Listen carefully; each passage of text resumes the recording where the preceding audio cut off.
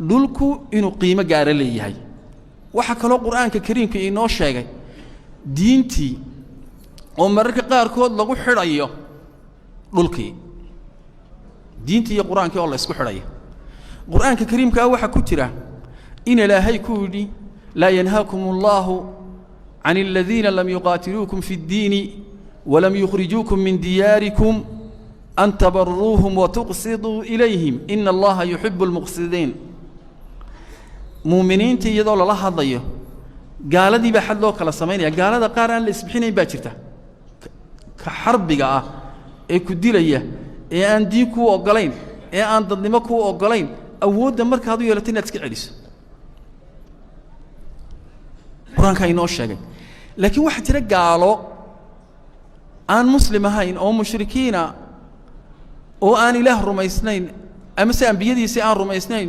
oo xadka kufriga ku jira oo lagu leeyahay iska daa oo u samafal ayadan waxay sabab nusulkeeda waxay culimadu ku sheegaan la yanhaakumullahu ilaahay idima diidayo 'an alladhina lam yuqatiluukum fi ad-din kuwa aan diintaydu kula dagaalamin walam yukhrijuukum agada diin baa laga hadlay walam yukhrijuukum min diyarikum aan idin qixina ee aan idinka saarin dhulkiinii an tabarruuhum wa tuqsiduu ilayhim inaad u samafashaan oo u cadaalad samaysaan waxa la yiraahdaa sababaha ay ku soo degtay waxa kamida ay culimada mufassiriinta qaar sheegaan waa Asma bintu Abi Bakr radiyallahu anha hooyadeed baa waxa ahayd mushrikad bay ahayd markaasay u timid markaasay nabi Muhammad sallallahu alayhi wa sallam u timid waxay tiri hooyaday baa timid oo mushrikada maxaan yeelaa iyada wax u siday iyada wax siinaysi labadaba la yiri dabadeedna wuxuu yiri u samafal hooyada gaaladna way ahayd markaa waayo iyadu dagaal kuguma hayso kumana dhibayso culimada qaarna waxay ku fasiraan kuwii maatada ahaa ayaa loo jeedaa marka waxa la cabiray kuwa diinta idin kula dagaalamay iyaga ha u xisaan sameynina kuwa guriyihiina idinka saarayna ha u xisaan sameynina marka gurigii iyo diintii ayaad moodaa quraankii inuu labadiiba ka hadlay inahaasi markaynu walaalayaal aayadaha quraanka ee dhulka ka waramaya aynu inta ku soo koobno maadaama waqtigu kooban yahay dhulka waxaynu ku soo ururinaynaa waa meesha ilaahay ku dajiyay hadaba mufaaraqatu alwatan ibtila inaad dhulkaagi iyo halkii ilaahay uu kugu abuuray ee uu kugu uumay inaad ka baxdaa waa imtixaan weyn oo kugu socda cidii qaxday baa garanaysa ragga waaweyn baa garanayay qaxooti wuxuu yahay ragga waaweyn baa garanayay imaka de masaajidka fadhiya dhalinyartu iyagu qaxooti garan maayaan waxa la yiraahdaa nabiyullaahi maxamed sallallahu alayhi wa sallam gaalada markii uu doonayay inuu qaxo ee loo ogolaaday ee gaaladuna inay dilaan ay doonayeen ee gaarka meel walba ay u direen iyo sahanka ee nabi maxamed iyo abu bakar boorti gaaru thawr ay galeen ee dhowr habeen ku jireen ee nabi maxamed ka soo baxay ila markii hore dariiqo may raacine dariiqi ayaa ka lunsanaa nabi maxamed sallallahu alayhi wa sallam markii dibeed waa markii madiina ku socdeen markii dambe wuxuu helay nabi maxamed dariiqii madiina u baxayay buu helay markuu helay ayaa ilaahay aad buu ugu farxay nabi maxamed sallallahu alayhi wa sallam dibeedna ilaahay ba anzala allah jalla wa ala wuxuu nabi maxamed ku soo dejiyay aayadan oo suuratul qasas aayadaha ugu dambeeya إن الذي فرض عليك القرآن إله قرآن كوكو سودتيي كوكو فرل يلي أحكام حلال يا حرام كعديي كفري إنا الدين تدعود يا عالم كجارسيسو لرادك إلى معاد تفاصيل تلقوا فصيري وحكام ده لرادك لمرجعك وحكوكو سوعلين دونا إلى معاد إلى مكة إما كان والله قاس هاري سو ما أركيسين طريقي بعد إما درق كوها شيء المدينة كنت جيسي وحوي وحلو جسوا علين دونا مجال مكة أو دب بعض قبسان دونتا أو واد قصون نقد دونتا علماء وحي هذا المفسرين تو تنوى بشار نبي محمد لو جو بشارين أيه إنه مكة قصون نقد دونا كسون نقون دونه إسقى أو كحوق بدن دونه أو أول له أو كقالب نقون دونه كوا ما انتصاريه وآيدني وبشاره نبي محمد وحق قلبي صلى الله عليه وسلم إسقى سفر كي قحدة أدبت بنيد إلا دبس السعودية دل كيسة عدة سودي شأما سوق بتا للضل صاري ملايين وقت جات أجنا أو بقول جيلا أو عص سداي ما كان الله يصدق لقى عدة سوق بتا الله يلاده إسقي صاحبك أبو بكر أو نباتة يقول بنيد كتيرة أيا نبي محمد صلى الله عليه وسلم إلهي بشارة أديبية بل إيه وحصا أراري حديث أو صحيح مركا إنه نبي يقولي أنتم مكسا أو صائعي إسقوا دلوقتي كذي شوجا أيا وحول ما أضيبك ألا وناك بدني ده ألا مع وناك سني ده لولهان مرك الله يقول مكي وناك سني ده كشعلية هدي أنا إيجا صارين قوم كيجي أديجا أو مكة من دجين مال أنا أديجا هين بودي حديث هو صحيح نبي محمد صلى الله عليه وسلم ساسوري هدي أنا إيجا كاسو صارين قوم كيجو كمان بحن مركان النبي يقول شعيل وشعيل هاي أيا درين كا فهم يسوق أنا مكة يا كمان بحنه وح إيجا صاروا إيجا بحين أيه كوا إبليبيا أيها النبي محمد صلى الله عليه وسلم بل القرآن كوحي إنه شيء مالين كيسو ساريين أو مالين النبي محمد ماشي كل الشيء أو دين تكفيدنا ين لقى ساروات لب يبلا يباس عي النبي محمد لقى إريا إلهي مالك إن أوجر قريب إلهي شيء إلا تنصروه فقد نصره الله إذ أخرجه الذين كفروا ثاني اثنين إذ هما في الغار إذ يقول لصاحبه لا تحزن إن الله معنا هديد أوجر قاري ويدين يا الله الله صحابتي ولا الله ضيّا وقت قال الله ضيّا واتي ووقت قال قال كتبوك إلا تنصروه أداد نبي محمد وقرقاري وإذن دقال كتبوك حقا عددك مسلمين تابع إن ير أمر كي نبي قال هردي دقو قاضا هداد نبي الراعي وإذن أدوه إلين وإذن هد إلهي وأهيلي ما نكين لقى سوق حيني لقى سوق ساري هد مكة هد إلهي وأهيلي أقادا أو عصلابة هو عصلا لكن إلهي بأهيلي marka in laga saaro dhulku waa wax culus laakiin ilaahay baa hiilkiisa iyo nasrigiisa iyo guushiisa iyo libtiisa siiyay walaalayaal waxa jira nabi maxamed sallallahu alayhi wasallam inuu jeclaa dhulkii uu degay ee Madiina marka uu safarka galana uu soo bohriyoobi jiray xiise gaar ah uu soo qaadi jiray mar alla markuu magaalada arko ee ay u muuqato ayuu xataa gaadiidka uu la socdo hadduu hal wato iyo hadduu daabad kala wato waxa weeyaan wuu soo dadajin jiray markay gidaarada u muuqdaan magaalada Madiina xadiiskii saxiix ahaa ee Bukhariga ku jiray nabi Muhammad sallallahu alayhi wa sallam Anas bin Malik baa warinaya wuxuu kana idha qadima min safarin nabigu markuu safar ka soo galo oo uu arko magaalada Madiina gidaaradeedii awda'a naaqata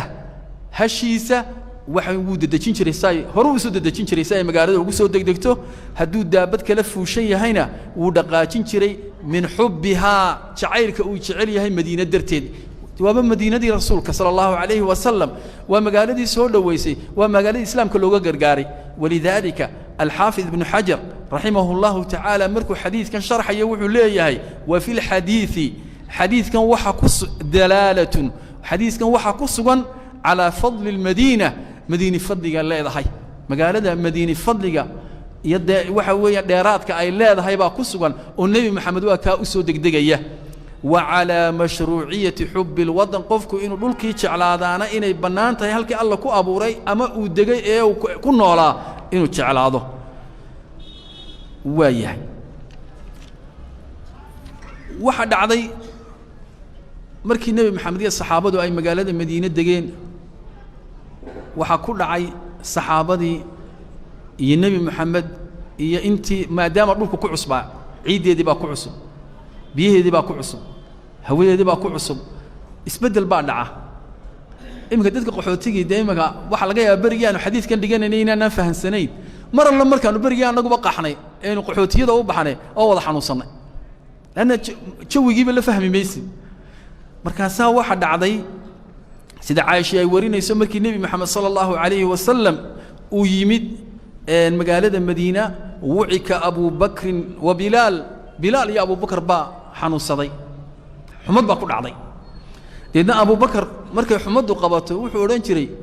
kullu muri'in musabbahun fi ahlihi wal maut adna min shiraki na'lihi maxaa ka dhawaajiyay Muhammad ba ka dhawaajisay mise dadku leeyahay war aakhira rasmiya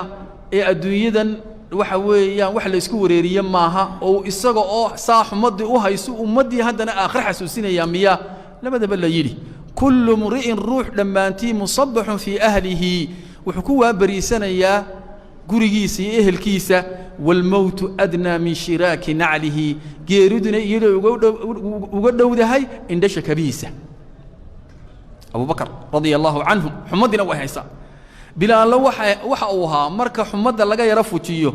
codku kor u qaadi jiray markaas wuxuu oran jiray ala layta shi'ri hal abitanna laylatan biwadin wa hawli idkhirun wa jalil wa hal aridan yawman miyaha majinna wa hal yabduwan li shamatun wa tafil markaan idin soo ururiyo intan magaalada Madiina way ku cusubtahay waanu xanuunsaday maka oo uu yaqaanay ayuu xasuusanaya waa adigoo inta magaalo kale aad tagto aad deedna yara xanuunsato oo dabeedna magaaladii Hargeysa ay ku muuqato oo aad tiraado Allah ma buurihi naasa hablood ma maraagi iyo sogsogti iyo waxa weeyaan geedkii kale nooca aha ma dooxi Hargeysa waxaas marka la soo ururiyo waxa weey wuxuu xasuusanaya sawir bay u samaysay allama an habeen halkayga aan ku noqday oo halkan togi iga xigo oo halkan geedihii waa idkhirkiyo iyo jaliil iyo khaliil waxa weeye waa geedihii waa maraaga iyo sogsogteena soo kale waa geedihiina aan arkayo ceelkii biyaha majinna suuqa cukaad u dhawaa Allah ceelkina halka iga soo muuqdo buurtii shaama iyo dafiila ay muuqdaan Allah wanaagsanaan lahayd ya maalinun itusa ayuu leeyahay halka maxaad ka fahmaysaa nabigu mu oran maya saaha samaynina dhulkan waad jeclaanaysaa meesha Allah kugu abuuray waad jeclaanaysaa xiise gaarad u haynaysaa bal nabi Muhammad sallallahu alayhi wa sallam wuxuu habaaray oo u nacdalay kuwii soo saaray ee gaaladii waaweynayd wuxuu ilaahu nacdal shayba bin rabiica iyo utba bin rabiica iyo umayya bin khalaf muxuu kama akhrajuna min ardina ila ardi alwaba siday nooga soo saareen dhulka yagii sababta darteed ilaahu ku nacda oo naxariistaada ka fogee ee aanu u nimid ila ardi alwaba dhulkan xanuunada iyo xumaduhu nagu qabsadeen deedna nabi Muhammad markaas u duceeyay Madiina oo ilaahay oo Madiinada jeclaysay sida aad makanoo jeclaysiisay ama si ka daran markaasuu nabi Muhammad ilaahay u bariyay in ilaahay saaceeda iyo mudkeeda ilaahay u barakeeyo meesha alla ku dajiyo in loo duceeyaa diinta islaamka ayaa ina fartay waxaana la yiraahdaa marka doonayso inaad dalkaaga horto wuxuu qabato waxa ka koow ah inaad u ducayso maxaa kooweed ugu ducaynaysaa islaamnimo ugu ducee bariis iyo baasto hordu horeysiin waxaad ugu horeysiinaysaa in ilaahay amniyo iimaan siiyo in arsaaq xalaal ilaahay siiyo وطهر بيتي للطائفين ومحي شركك كان نظيف إله وطن إسلام أيا وحوي مركه هوريل تمويم كأصل كا تاوي وأنا مبدأ أقود لأمة الإسلام إنه كانوا كهذا إنه سجارة نبي الله إبراهيم وجود عي لبدا أي علماء يلاهدان أهم عوامل البقاء وضبطحاتك يهل بولها وأصل كا أمدي إنه باقي نقطه وحوي نلشود يعني وحوي الأمن والرزق إن أدنى بتقليها شو إيه إن الأرزاق هذا شو لبدي بوجود عي رب اجعل هذا البلد آمنا وارزق رب اجعل هذا بلدا إيه هذا البلد اللي بضع يودوه يجران إله يوكي اللول كان يسقى بلد آمنا نبت قليه إله سي وارزق أهله من الثمرات إله أرزاق نصي أرزاق إله سي أمني أرزاق qofka dalka wuxuu tarayaa qof meelahaasun ka foorfooriye maaha waa qof lixajecela ka hayso oo islaamnimo ay wado oo amni iyo nabadgelyo diinta lagu hirgeliyo iyo arsaaq xalaal oo waasaca oo ummadda wax u tarta ugu ducaynaya sidii nabiyullaahi ibraahim calayhi salaam waddanka maadaama qiimihiisii intaaye in ka badan oo axaadiis iyo aayaadii ay sheegayaan waxaa muhiima walaalayaal in waddanka cizigiisa iyo sharafkiisa la wada ilaaliyo ciziga iyo sharafkuna diintu ku jira ciziga walillaahi alcizatu walirasuulihi walilmu'miniin cizigu ilaahay baa iska leh sharafta iyo karaamada muuminiinta ilaa nabigiisa leh muuminiinta leh waxa la doonayaa in waddanka la wada ilaashado oo lagu ilaashado wax alla wixii wanaagsan ee waddanka lagu ilaalinayo oo ay ka mid tahay koow in horumarkiisa laga shaqeeyo tacliinta koow ah waxyaabaha tiirarka ummaddaasi ay ku hagaagi karto tacliintiina maxaa ka koowa ummaddan in la baro ilaahooda in la baro diintooda in la baro shariicadooda in la baro walidaalika nebi moxamed sala allahu calayhi wasalam markii ugu horreeyey loo waxyooday dahabna looma dhiibin fidana looma dhiibin aayaddii ugu horraysay iyo aayaadkii ugu horreeyey waxaa la yidhi iqra' bismi rabbika aladii khalaq khalaqa alinsaana min calaq iqra' warabbuka alakram inta jeer baa iqra la soo celiyey waa tiir ka mida tiirarka tacliinta ummadda waxaa halkaa ka cad ummad waxaa lagu horumarin karaa weliba ummadda islaamka waxaa lagu horumarin karaa ummaddan in tacliin iyo waxbarasho la siiyo diintooda la fahansiiyo tacliinta kale maadigiina toos bay u soo hoosgelaysaa diinta ummaddu markay waxbarato ayay qiimo yeelataa xaqa uu kugu yeelanayaa waddanku waxa weeye in aad waddanka horumarkiisa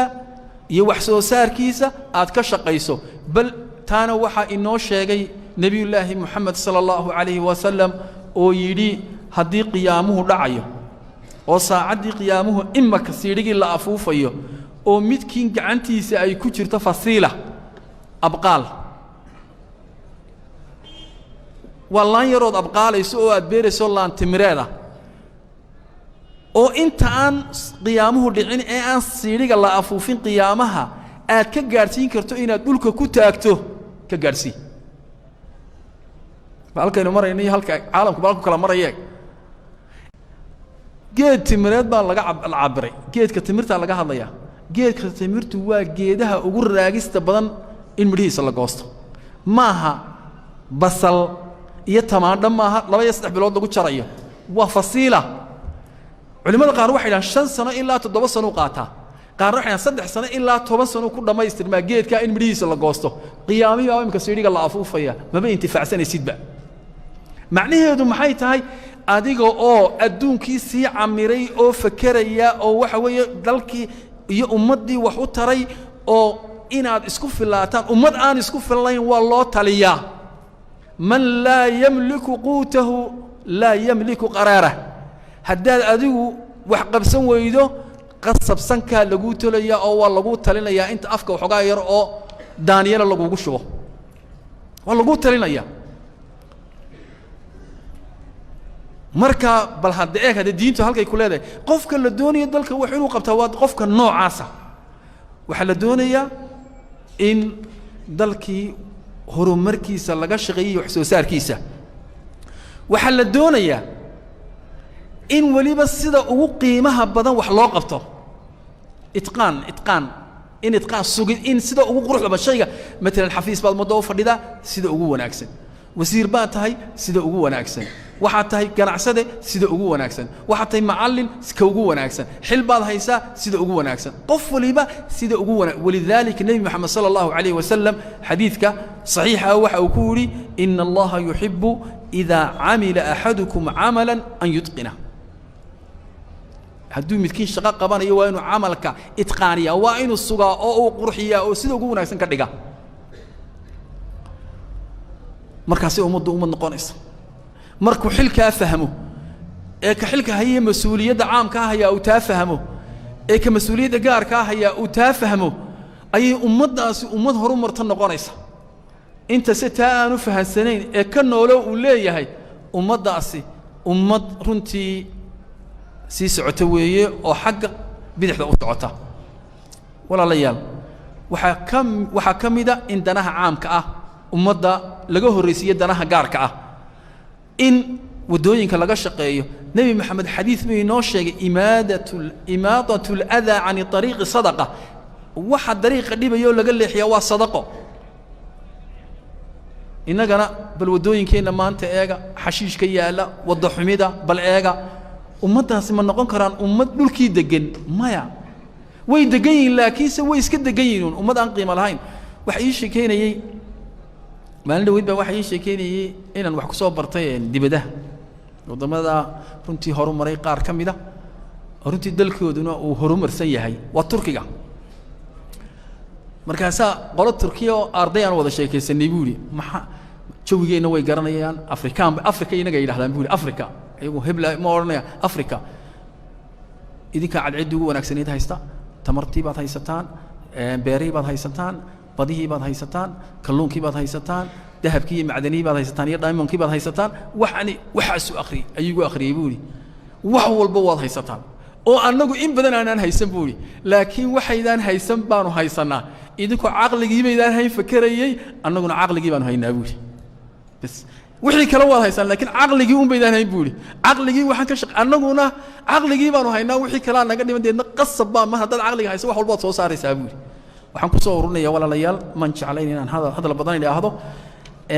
nin mufakiriinteenna ka mid ah ayaa runtii kelmad wanaagsan yidhi oo dhulka ka qoray dabadeedna waxa uu yidhi alwaطanu laysa majdan shakhصiya walaa sharikatan khaasa فالوطن وعاء يعيش فيه الجميع بلا خوف ويبنون مستقبلهم مع الأمل الوطن نهضة وحب الوطن ساحة للحياة الوطن مكان للتعليم والتعاون والتضامن وموطن للتنافس والتسابق فالذين يبنون الأوطان هم الشرفاء والذين يعيشون فيه لأجل العيش فقط ولا يعيشون لأجل الناس والقيم فيه يهدمونه وهم يحسبون أنهم يحسنون الصنع الوطن ليس مكانا للأغوياء فقط ولا لأصحاب المصالح فقط بل الوطن هو للجميع والجميع يعيشون فيه لأجل أن يجدوا فيه الكرامة والكرامة تكون بالمادة كما تكون بالمعنى كونوا رجالا ونساء يعيشون للوطن ويعملون لصالح الوطن وبالتالي لصالح المواطن حتى تربحوا معا وتفوزوا جميعا أيولي وطنكم ماها شرف قفقوري هليو ماها شركة قاري وحي هليسو وطنكم ويل وين oo dhammaan ummaddu inay ku noolaato iyagoo aan cabsanayn waddanku waa ka ay ku dhisanayaan mustaqbalkooda iyo yididooladooda iyadoo la socoto waddanku waa nahda waa mid horukac inuu sameeyo la doonayo waddanku waa goobta loogu talagalay nolosha rasmiga inay ka hirgasho waddanku waa meesha loogu talagalay tacliinta in ay ka horumarto iyo iskaashiga iyo iskarabsigu waddanku waa ka tartanka la doonaya in lagu dhex sameeyo haddaba kuwa waddanka dhisaya ee waddanka inay ummadda iyo inay dalka ka shaqeeyaan doonaya hum shurafaa waa kuwa karaamada iyo sharafta leh kuwa laakiin u nool iyagu kuwa ku dhex nool dhulka inay iyagu ka helaan wax ay ka cunaan iyagu inay waddanka ka noolaadaan u doonaya faqad ee aan doonayn inay ummadda u noolaadaan akhlaaqdiisa iyo dhaqankiisana toosiyaan kuwaasi waa kuwa burburinaya waxayse isu haystaan inay wax hagaajinayaan waddanku maaha goobtii kuwa xoogga waaweyn ay gacanta ku dhigi lahaayeen maaha kii dad masaalix gaara leh ay ku shaqaysan lahaayeen